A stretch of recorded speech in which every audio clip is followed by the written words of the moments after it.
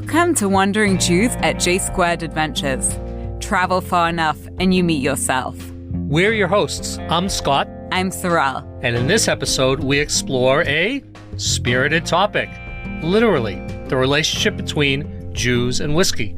From biblical and rabbinic texts, from Eastern Europe to Ireland, Scotland, and from American bootleggers to Canadian empires, whiskey has played a surprising role in Jewish life. And yes, that story continues right up to today, from Kiddush clubs and weddings to Israeli distilleries winning international awards. Among our stops on today's journey, Scott and I will be mentioning distilled liquor in Jewish sources. We'll be looking at the surprising role that Jews played in the whiskey industry across Europe and North America, as well as the halachic questions that whiskey raises. And yes, what blessing do we say over a dram? But before we lift our glasses, Scott, what is whiskey? So whiskey starts out as a humble grain: barley, corn, rye, wheat, mashed and distilled, aged in oak barrels that slowly develop flavor and character. Every choice matters. The type of grain, the still used, the barrel it rests in, and how long it ages. That's why a smoky Scotch tastes nothing like a sweet Kentucky bourbon, and why Irish whiskey is a horse of a different color. Yet for all their variety, every whiskey shares the same DNA, a grain-based spirit matured in wood. Distillation techniques for aromatics and perfumes, but not for human consumption, were known in Egypt and Mesopotamia as far back as 2000 BCE, roughly 1,000 years before the establishment of the Kingdom of Judah by Saul, David, and Solomon. And one of the earliest whiskies, in the broad sense of a distilled alcohol meant for human consumption, was Arak. Long before whiskey became widespread, the Middle East gave rise to one of the earliest distilled spirits, arak, developed through the invention of the alembic pot, a fancy name that simply means a condenser or a still, by an Arab chemist, Jabir ibn Hayyan, in the 8th century. Arak is a clear, anise-flavored spirit, little bit of licorice, traditionally distilled from grapes.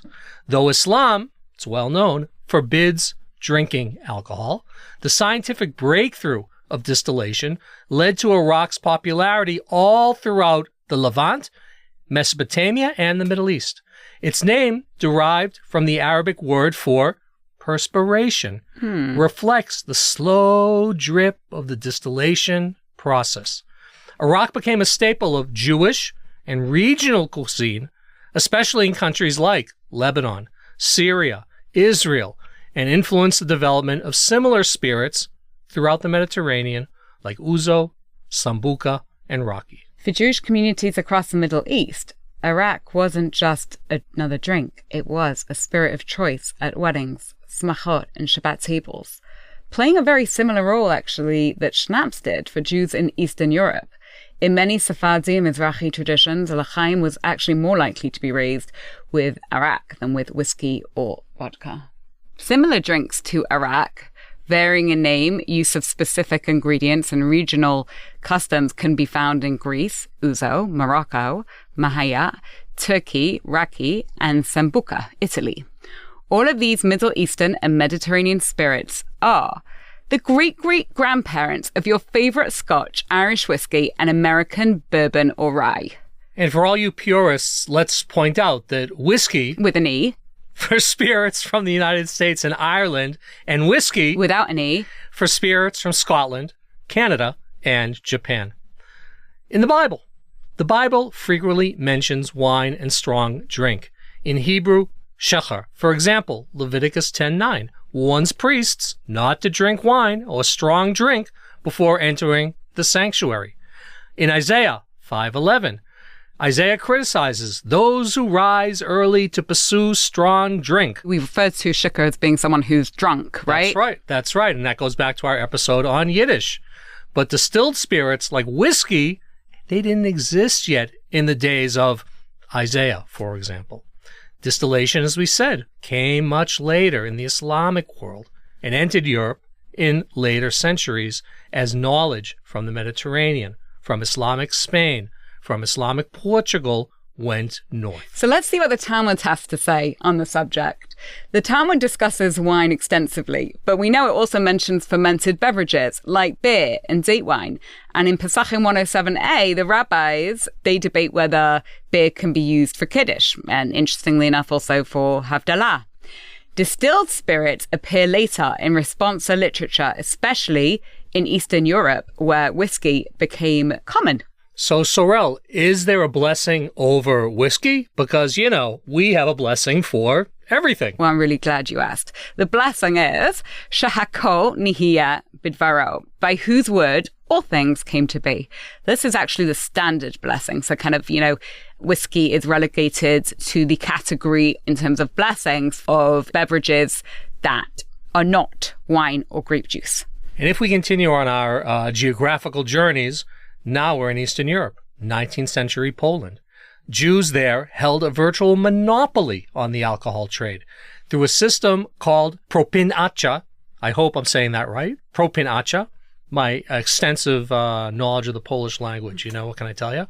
Polish nobles granted Jews exclusive rights, special licenses to run taverns and distilleries. So essentially the Jews weren't actually owning the liquor or the means of production, but they were the ones out there on the street, so to speak. They were the front line. So that's really interesting because by the mid-1800s, 85% of Polish taverns were Jewish-owned. And in the Tsarist Pale settlement, 30 to 40% of Jews worked in the alcohol industry.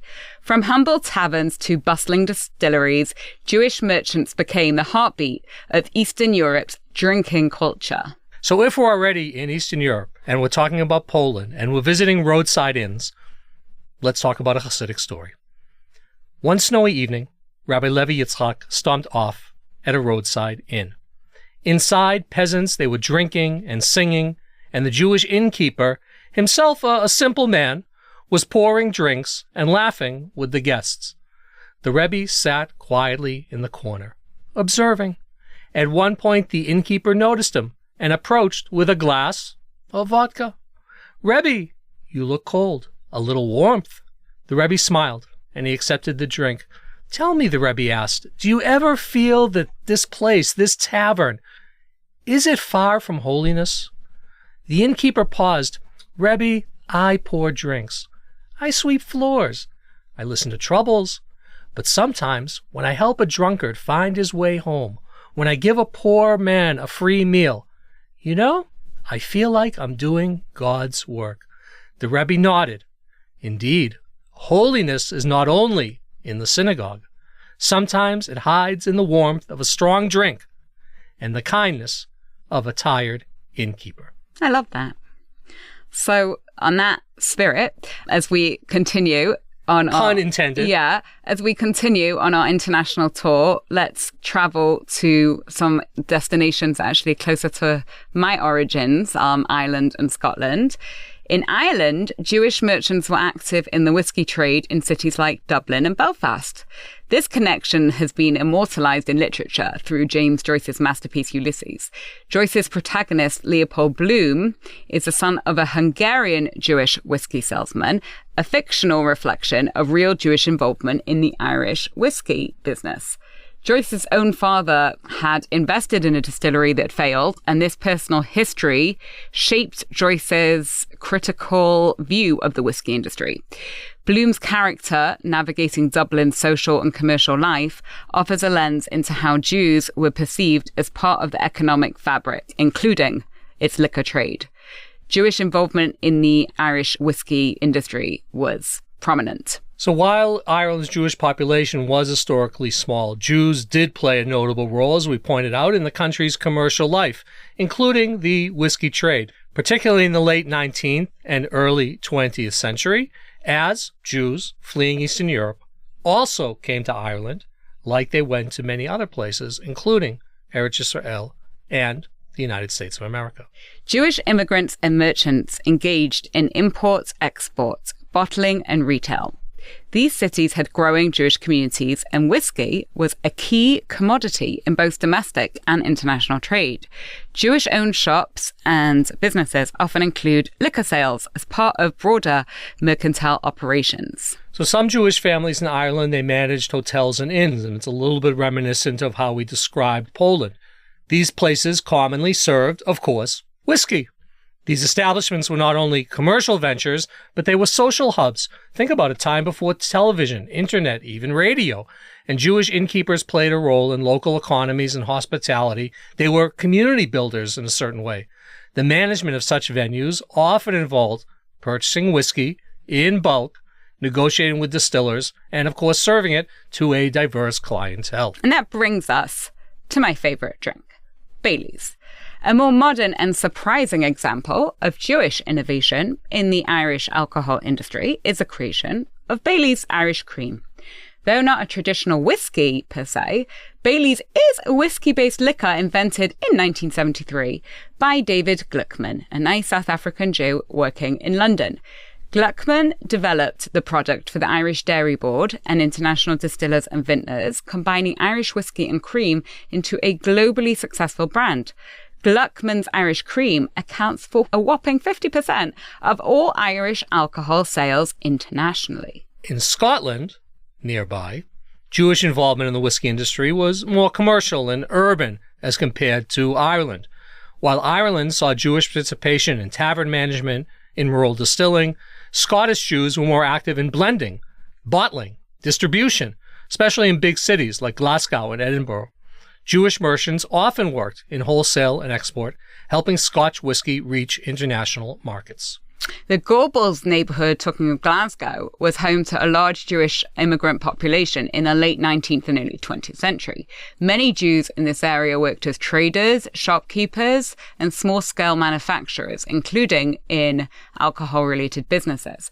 Their integration into Scottish commerce included roles in the whiskey supply chain, particularly in bottling and retail. And across the pond, as some say, across the Atlantic, North America, Jewish immigrants in the United States and Canada were disproportionately represented in alcohol production, including distilling whiskey. So if we look back in history, we know that the Prohibition period signaled the total outlawing of the manufacture and distribution of alcohol. So until 1933, it was absolutely outlawed. In the period leading up to Prohibition, many Jews actually opposed Prohibition, interestingly, viewing it as a Protestant moral crusade. Late 19th century, mainly Protestant America debated the evils of the devil's drop. Rabbi Isaac Mayer Wise, a leading figure in American Reform Judaism and the namesake of Cincinnati's largest synagogue, argued that Jews drank responsibly and should not be punished for others' excesses.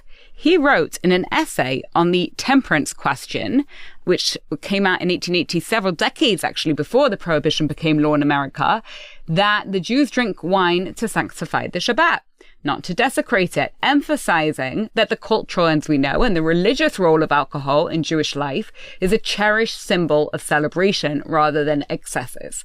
Wise went on to argue that the prohibition of alcohol was at its root an unfounded prejudice, and that one prejudice could create an avalanche of intolerance. I quote, "If religion and prayer are abused to wage war on liquor today, they may be abused tomorrow, on the same principle precisely, to persecute Freemasons, Catholics, foreigners, infidels, or anyone who does not conform to vulgar prejudices." So if in a previous episode we talked about pirates, let's go into another dark corner, this time of whiskey production, distribution, etc. And that, of course, is bootlegging. And yes, there were also Jewish bootleggers. The most famous, Meyer Lansky, who ran bootlegging operations with partners Bugsy Siegel and Lucky Luciano.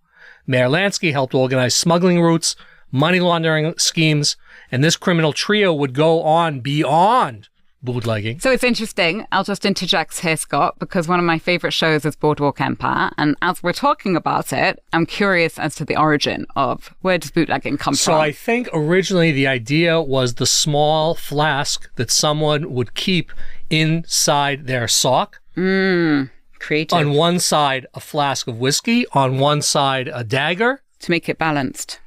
Of course, it's all about the balance. The optics. And this is where the idea, right, the matbea lashon, as we say, the phrase. To coin a phrase. Matbea lashon. And to coin a phrase, bootlegging was born. Wonderful. But this infamous trio, Lansky, Siegel, Luciano, went on to establish Murder Incorporated, which served as the enforcement arm of the National Crime Syndicate, a multi-ethnic criminal alliance that included Italian-American mafia families and Jewish-American mobsters. You mentioned, of course, Boardwalk Empire. Anyone who has seen the Godfather movies, etc., these tales of the establishment of the crime syndicate, Murder Incorporated, are all famous lore within that genre. And Jews played an infamous role, as we do. Perhaps the most influential Jewish whiskey dynasty was the Bronfman family. Samuel Bronfman, a Russian Jewish immigrant to Canada, founded Seagram, which became the largest liquor company in the world. During the Prohibition period, Bronfman legally exported Canadian whiskey to the US. The Bronfman name itself comes from the Yiddish word Bronfin, meaning liquor. So Bronfman literally means liquor man.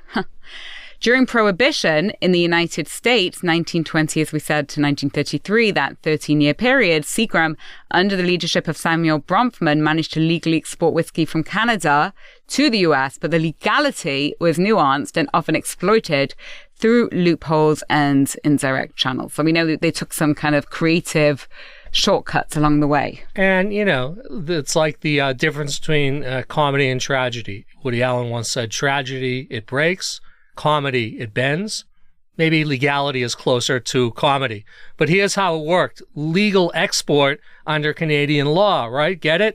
Under Canadian law at the time, it was legal to sell alcohol to foreign buyers, even if those buyers were in countries under Prohibition. The Canadian government collected taxes on these exports, making it a profitable and technically legal businesses for distillers like Seagram's, and it goes without saying, for the Canadian government. So, talking of the loophole, in 1930, Canada made it illegal to export alcohol directly to countries under Prohibition. So they kind of like snuffed that out in the last 3 years before Prohibition ended. So how did they circumvent this? Seagram and other Canadian distillers exported whiskey to Saint-Pierre and Miquelon, a small French territory off the coast of Newfoundland. And from there, the alcohol made its way, illegally smuggled into the U.S. Sometimes, we don't want to point fingers at organizations connected with, in one way or another, with organized crime.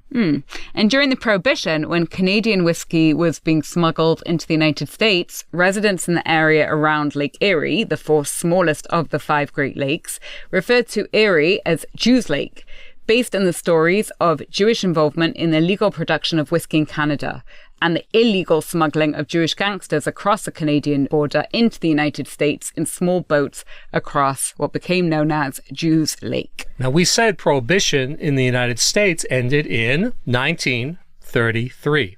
In 1934, a Royal Canadian Mounted Police investigation led to the arrest of several Bronfman family members, including Samuel, for alleged smuggling of Seagram spirits. The case was dismissed the following year. So, anticipating the end of Prohibition, what did Bronfman do? He stockpiled aged whiskey, positioning Seagram to dominate the post-Prohibition market. And Seagram pioneered bottled whiskey branding, ensuring quality control and building consumer trust, an innovation that became industry standard. Other Jewish figures were also intensely involved in the liquor industry, and they included people like Isaac Wolf Bernheim, the founder of I.W. Harper Bourbon, the Herzog family, wine and spirits producers in Hungary, and later in the U.S. So we know there were no shortage of Jews involved in the whiskey trade, but we look at Jewish law itself. Are there specific halachic issues that are important to whiskey production as compared to wine? And of course, you can go back and check out our previous episode on the Jewish vine. But in terms of wine versus whiskey, so we know that wine has special halachic status due to its use in idolatry in ancient times. So first of all, we know wine must be produced by Jews to be kosher. And wine touched by non-Jews is generally forbidden unless muvushal, which means boiled. Whiskey is not subject to these restrictions. It can be kosher, even if made by non-Jews, providing the ingredients and the equipment are kosher. So what are the modern concerns? Let's look at sherry casks. Many Scotch whiskies are aged in barrels that previously held sherry, non-kosher wine. Some authorities permit it, arguing the wine is nullified. Others are stricter, especially if the casks are wet. With flavored whiskeys, what happens if that whiskey contains non-kosher additives? Passover, well, of course, we said whiskey is made from grain, and therefore it is chametz, and it's forbidden during Passover, just like any slice of bread. You know, we've been on our whiskey travels. We've gone through Scotland to Europe. You might be concerned that Israel hasn't played a role in this story, but fear not, because Israel has recently joined the global whiskey stage with award-winning distilleries like Milk and Honey in Tel Aviv and Golani in the Golan Heights. These producers leverage Israel's warm climate to its advantage to accelerate single malts and kosher spirits. So in case there was any doubt when we started, hopefully now people realize, just like we learned, whiskey has been part of the Jewish story all throughout the ages, from the shtetl to the Shabbat table, from Irish distilleries to Canadian empires. So the next time you raise a glass of whiskey, whether it be over a Shabbat table or with friends, remember, it's not just a beverage, it's a spirit inside that connects centuries of Jewish life. L'chaim. L'chaim. And now, something for the road. A tip, a recommendation to help you make every journey your own. Hello, everyone. I'm happy to be here. My name is Lior Ochberg, and I'm a tour educator working with J Square for many years now.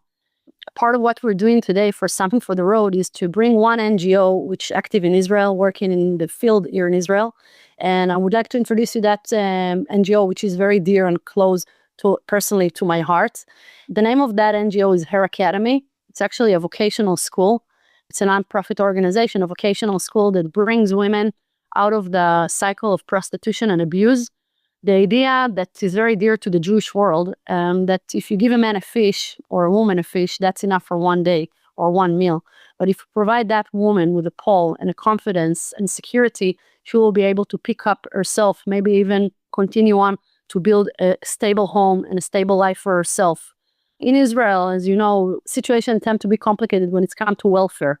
And the welfare in Israel and the Minister of Welfare in Israel supporting different social causes. And the NGO is being supported by the government of Israel, but we could say a small number of the funding come from the government, leaving the academy with a lot of need of support from other organizations and people, of course. So why is it so dear to my heart?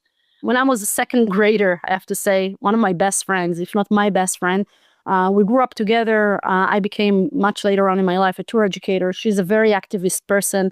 She became the principal of Air Academy. That's her school. That's like something that she dedicated her time to work and to improve life in Israel.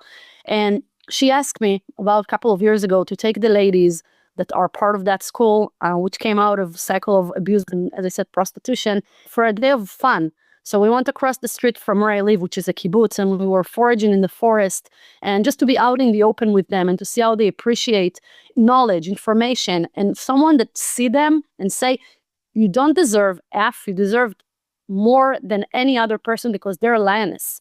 Like they woke up in the morning and decide every day to fight for their life, and just to be able to open the door of the school the first day to come to an interview, that's one of the biggest steps that they need to make to say, I deserve more. So that was like a couple of times that I did that. And also I was giving a lecture about around the world in 80 days, right? Or a tour around the world. We were sitting in Tel Aviv in the academy. It's a school inside of Tel Aviv.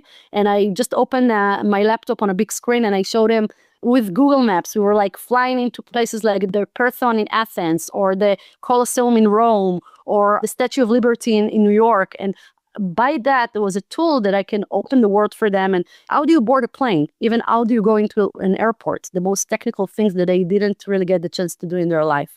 And it was the most amazing 1 hour and a half that I had with their questions about continents and oceans. And how do you get from one place to the other? So that was just a small part of what the school is doing, which is enriching them with information which might be basic for one person, but for them, it's really opened them the world. Beside of that, the school is providing them with teaching of Hebrew, read and write, English, read and write. They can study to become kindergarten assistants. They can study to become sales in fashion industry, digital marketing. They can go to office management.